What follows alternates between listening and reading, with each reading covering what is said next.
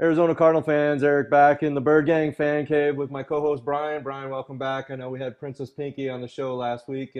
She was filling in for you. Looked good in pink. I'm sporting my pink shirt that came a little bit late for the game on Sunday, but hey, it's the whole month is breast cancer awareness, so I'm right there supporting the cause. Brian, thoughts on going forward? Last week's game, we were going into last week's game 3-0. The hype was there definitely pregame. We made our rounds around the tailgate, and the fandemonium was outrageous in the parking lot. Yeah, I got to make sure that I'm here every week. Obviously, missing a week, and then we actually have a loss last week. It was kind of disappointing, but yeah, there's no question we met a lot of fans walking around the tailgates. A lot of individuals that are really into their tailgate. No Well, question we, about we it. definitely sampled a lot of food and a lot of beverages. I know it was like a buffet going from tailgate to tailgate. Some of the food that's out there, kudos to the fans that do it up big. We were out with Troy Landrum and his group.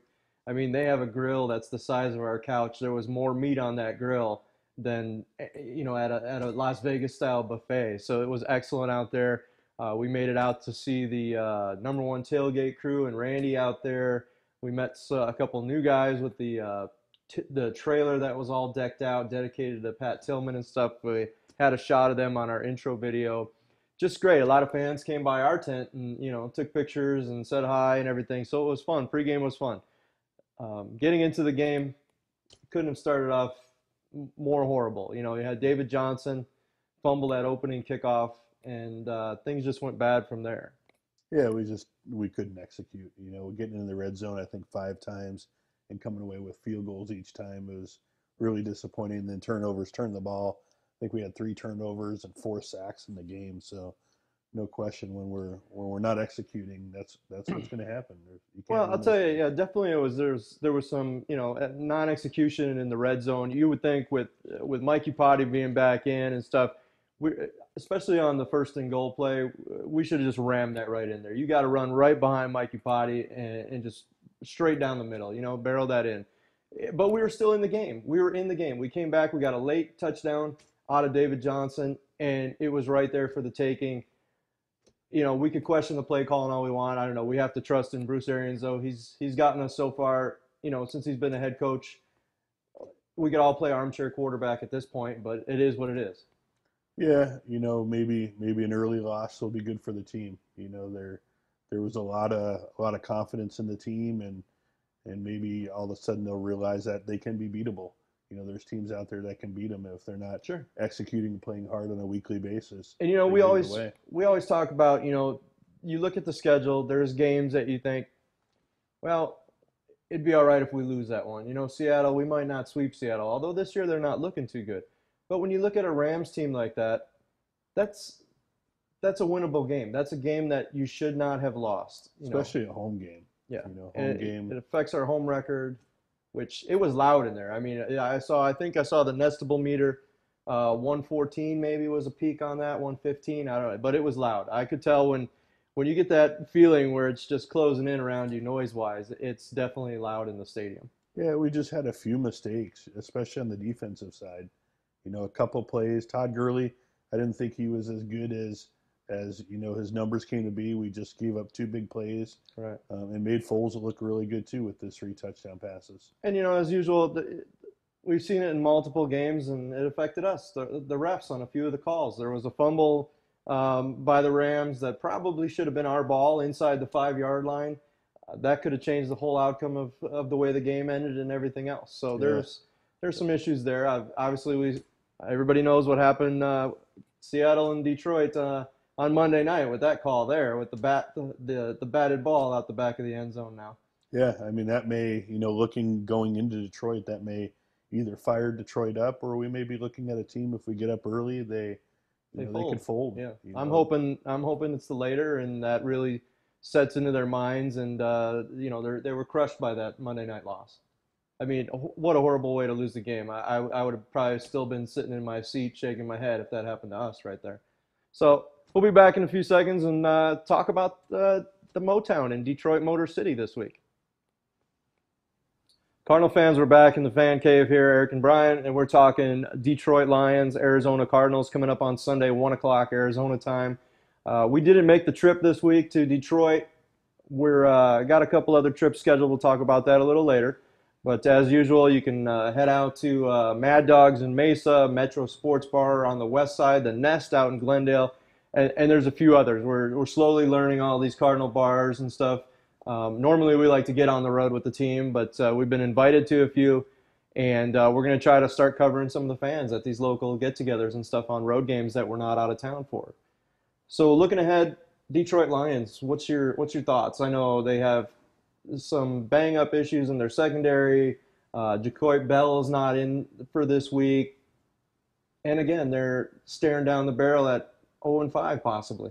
Yeah, I don't think the Joik Bell will be that much of a difference because they have that Dula kid and then the Zenner, the other guy that's up and coming. But a team when you're 0-4 and Detroit's had so many bad seasons prior to the last couple of good ones, an early lead could break a team. All of a sudden they had a devastating loss last week. If they get down early and start to think that they're going to be 0-5 and things aren't working for them, an 0-5 team is definitely, can only be 9-5 at the end of the season, right. And that's not a playoff team, so yeah, not in that division. Team. So it could break them. We just need to get up early on that team and break them. Well, I just hope we play smart. Obviously, we don't have to look to run the score up and go crazy on that. I think you just want to come out of Detroit with a win. You want to play smart ball, come out injury free, limit the turnovers. That's one way that that'll kill us right there. We have to have a turnover-free game, I think. Detroit builds off that turnover momentum, and then we look at they'll be up at home, the crowd will be in it. We need a Chicago-style game. We go into Detroit. Ford Field is loud. It's loud inside there, and well, maybe not too loud with their record right now, but it'll be loud. We got to take that crowd out of it early. So maybe a couple big plays from the get-go, and we'll see what happens from there. Yeah, I think with Andre Ellington back, we might see a little bit more explosiveness running the ball. There's no question that we just got to get up early, and I'm sure they probably spent all week working on red zone execution. So there's no question. I think when we have those opportunities, this week will be a lot different from last week. Yeah, definitely. I'm hoping so. And then of course the Cardinals are going to be spending the week in West Virginia. Kind of mixed thoughts on that. I've seen it help us before. I've seen it backfire on us before, as you know, when the team always stays on the East Coast swing sometimes. So they're going to stay there and practice the week there and gear up for Pittsburgh, which I kind of look at Pittsburgh that I hope the players aren't looking ahead to Pittsburgh too soon. Or thinking, well, this could be a good 2-game road swing wins for us to string them together, which would be great. But I look at more or less that Pittsburgh game kind of scares me. Big Ben's out, but that could be a trap game in a way. We could come out of Detroit with a win. They get too complacent. They're out of their norm. They're not at home. They're on the road for the whole week. Hopefully that doesn't affect the player's psyche too much, living out of a hotel for that whole week. Yeah, I mean, these are games we have to win. There's no question about it. If we feel we're competitive and we're going to drive into the playoffs this season, a Detroit team that's 0-4 and a Pittsburgh team without Big Ben, we can't lose focus. These are must-win games. We need to just go up there and execute both the games one game at a time. Yeah, definitely. It'd be great coming home for that Monday nighter, after winning these two on the road. Definitely we could put a string of those 2 wins together.